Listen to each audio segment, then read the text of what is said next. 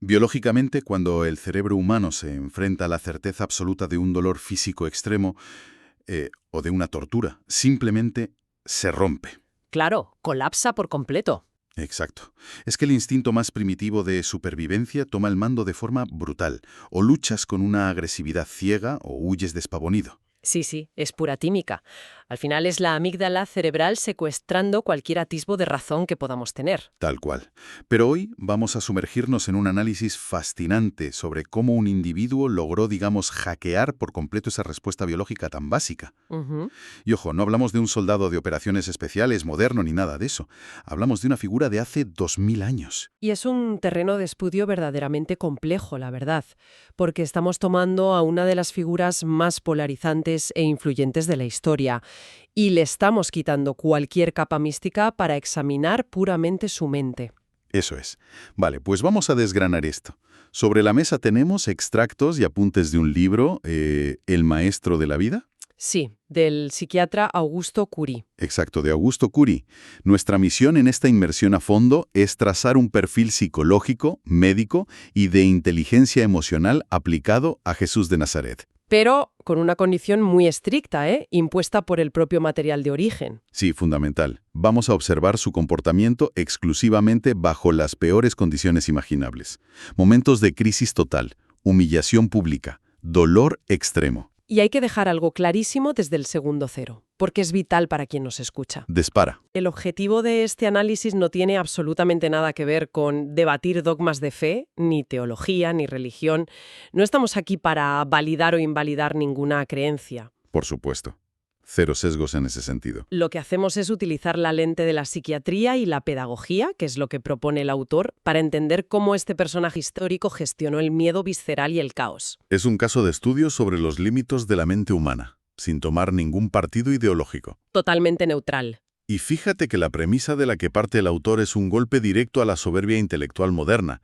Plantea que la psicología y la educación contemporáneas han cometido un error histórico colosal. Al no estudiar esta figura, ¿verdad? Eso es. Al no diseccionar los mecanismos psíquicos que utilizó este hombre. Y repito, no para fundar una religión, sino como un modelo maestro para prevenir enfermedades mentales y formar mentes resilientes. Es que para entender la magnitud del desafío, primero hay que visualizar un poco el tablero de juego. A ver, ponnos en situación. Pues estamos en la antigua Jerusalén, una ciudad milenaria, con una élite cultural muy orgullosa, pero que sociológicamente está deprimida.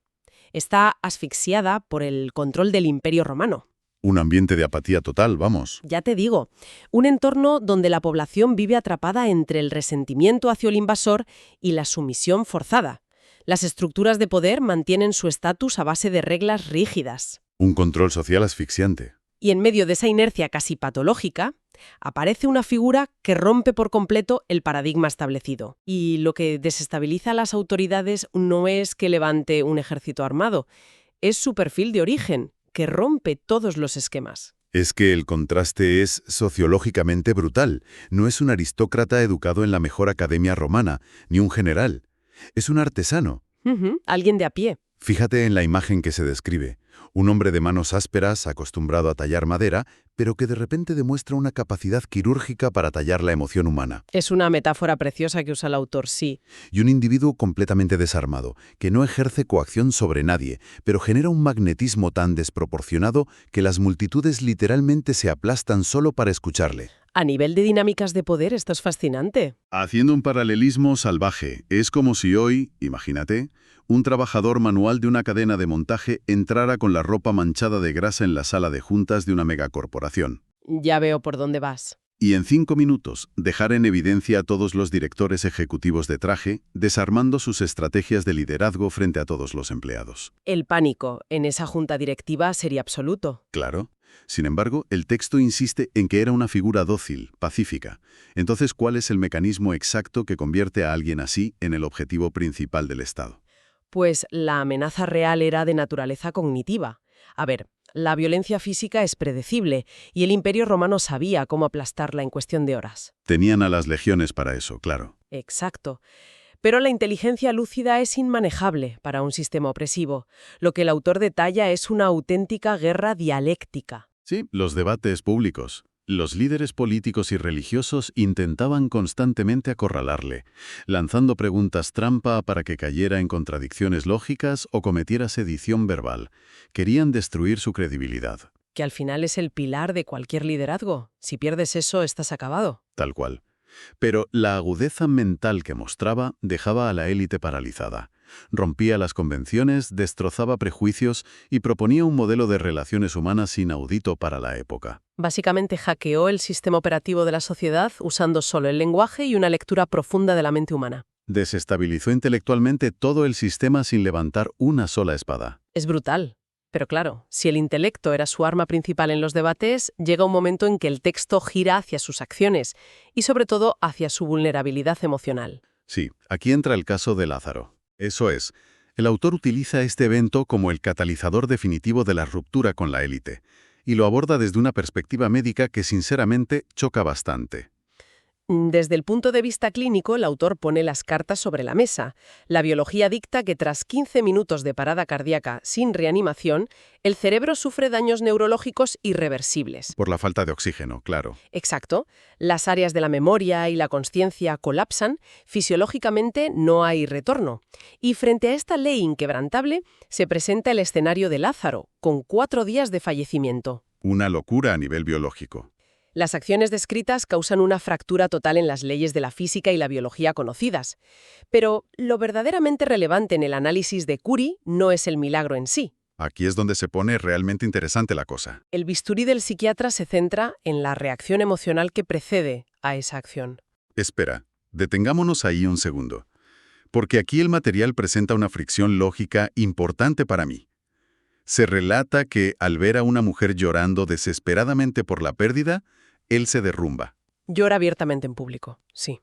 Y a ver, si estamos hablando de alguien con la inteligencia emocional más suprema de la historia, y si sabe perfectamente que va a revertir la situación en minutos... ¿Por qué llora? Exacto.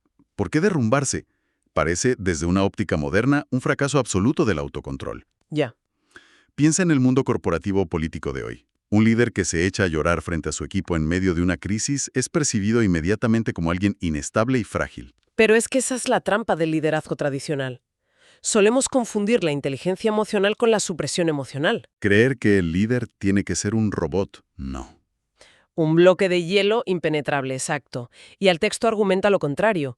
Curie dice que la verdadera madurez emocional no consiste en amputar el dolor propio o ignorar el ajeno. Reside en la capacidad de conectar de forma radical con la fragilidad de la condición humana. Llorar en ese contexto no es una pérdida de los nervios, es una demostración de empatía absoluta. O sea, validar el sufrimiento del otro. Eso es, el hecho de que el maestro llorara al ver las lágrimas ajenas demuestra que su pedagogía no se dictaba desde un pedestal frío, sino desde la misma trinchera del sufrimiento. Vale, visto así, la empatía no es un defecto de fábrica. Es la herramienta principal de conexión. Es lo que valida todo su liderazgo, de hecho. Y tiene todo el sentido lógico. Porque si alcanzas ese nivel de conexión profunda con la fragilidad humana, de repente se explica el misterio más grande de esta historia. ¿Por qué no huyó? Exactamente. Pasamos de esa conexión empática a la noche del arresto. El escenario que pinta el libro parece sacado de un thriller. Totalmente. Una escolta pesada, soldados armados hasta los dientes, marchando en la oscuridad hacia un jardín apartado para capturar a un solo individuo desarmado. Y aquí el autor subraya un rasgo psicológico alucinante. ¿La anticipación del trauma? La anticipación, sí. A ver, la anticipación del dolor extremo es a nivel clínico una forma de tortura en sí misma, ¿verdad? Completamente. El cerebro humano está diseñado para generar ansiedad anticipatoria para prepararnos frente a una amenaza. Pero el autor detalla cómo él tenía una visión milimétrica de lo que iba a ocurrir. Describía en la humillación, la traición de uno de los suyos, todo. Sí, con una precisión que los dejaba atónitos. Biológicamente, tener esa certeza inyecta en la sangre niveles letales de cortisol y adrenalina. La reacción natural es el pánico. Correr, esconderse, lo que decíamos antes. El instinto de supervivencia primario. Sin embargo, no hay huida. Hay una entrega que él mismo facilita. Es como un gran maestro de ajedrez que ve el jaque mate 10 movimientos antes, pero en lugar de volcar el tablero y salir corriendo, camina directamente hacia la trampa con una serenidad pasmosa. Es una analogía muy buena. Es que trato de buscar un equivalente moderno, y pienso en el entrenamiento de las fuerzas especiales. Utilizan esto de la inoculación del estrés, ¿sabes? La terapia de exposición, sí, sí. Obligan a los soldados a visualizar y experimentar escenarios de máximo terror una y otra vez, para que cuando la emboscada real ocurra, el cerebro no caiga en el pánico ciego. Ya tenga un mapa trazado. Exacto. Es como si este hombre en el jardín estuviera aplicando una inoculación del estrés llevada al extremo absoluto. Se apartó, gimiendo de dolor, llegando a colapsar en el suelo. Estaba previviendo la destrucción de su cuerpo. Literalmente. Y yo me pregunto, ¿cómo funciona exactamente esta gestión del caos en la psique? Pues, según Curry, funciona aislando el conflicto. La lección psicológica central de ese episodio en el jardín es que la soberanía emocional requiere gestionar primero el caos interno antes de enfrentarse al externo. O sea, sentir todo el miedo antes de que pase. Exacto. Al enfrentarse voluntariamente a la agonía mental de lo que venía, al permitirse sentir el terror y procesarlo, agotó el poder psicológico que el evento real tendría sobre él. Agotó el miedo antes de que llegaran los soldados. Ostras. Por lo tanto, cuando el caos irrumpió con espadas y antorchas, su mundo interno ya estaba ordenado y pacificado. Ya no había pánico porque ya había sido conquistado horas antes. Madre mía. Y este nivel de gobierno mental es lo que dejó una huella tan profunda en sus seguidores. Esos pescadores iletrados sufrieron una reestructuración cognitiva tan radical al ver esto que luego cambiarían el mundo. Es fascinante. Y toda esa preparación psicológica extrema desemboca en el clímax del análisis, claro. La ejecución práctica de ese control. Sí, bajo la tortura física y el juicio ante figuras como Anás, Caifás y Pilatos. Porque una cosa es dominar el miedo en un jardín tú solo, y otra muy distinta es mantener la mente intacta cuando te están destruyendo. Físicamente destruyendo, sí. Los detalles médicos que se extraen de estos interrogatorios son abrumadores. ¿Qué le pasa a un cerebro humano bajo ese nivel de dolor continuado? Fisiológicamente ocurre lo que llamamos un secuestro amigdalar. ¿Vale? Cuando el sistema nervioso central es bombardeado por señales de dolor masivo, el cerebro entra en modo de emergencia crítica. La corteza prefrontal, que se encarga del pensamiento lógico y el lenguaje, se apaga. Se desconecta para sobrevivir. Exacto. El cuerpo redirige la energía a la supervivencia básica. Por eso, bajo tortura extrema, el ser humano pierde la capacidad de razonar con coherencia, queda reducido al grito, al llanto animal. La inteligencia superior se desvanece por completo.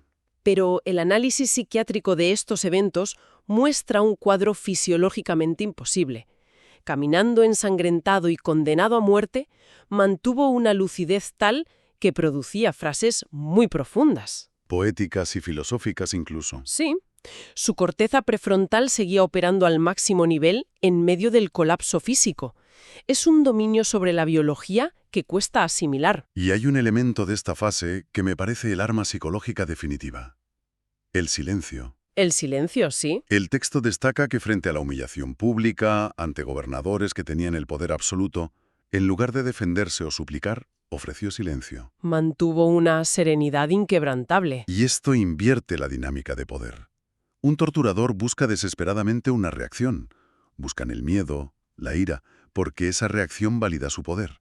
Si te golpeo y gritas, yo tengo el control. Claro, te dominan. Pero si ejerces violencia sobre alguien y esa persona te mira con absoluta serenidad, negándote la reacción emocional, la dinámica se invierte por completo. Exactamente. Al retener la reacción, está privando a sus verdugos de lo único que realmente quieren: el control sobre su mente. El cuerpo estaba cautivo, pero la mente era inalcanzable. Ese es el nivel supremo de la soberanía emocional del que habla Augusto Curry. Enseñar usando el propio silencio y las lágrimas como herramientas frente a la crueldad absoluta. Crea una disonancia cognitiva tremenda en los agresores, me imagino. Enorme. Ellos tienen las armas y las leyes, pero se dan cuenta de que son impotentes ante el núcleo de su identidad. Es negarse a ser rehén de las circunstancias. No permitió que el terror a la muerte dictara sus palabras. Convirtió el peor escenario posible en un aula. Es la definición perfecta de no ceder el mando a distancia de tus emociones a nadie. Y por eso el autor concluye que esta exhibición de soberanía logró algo inédito en la historia humana. Ningún imperio, con todas sus legiones, ha logrado lo que este nivel de inteligencia emocional consiguió.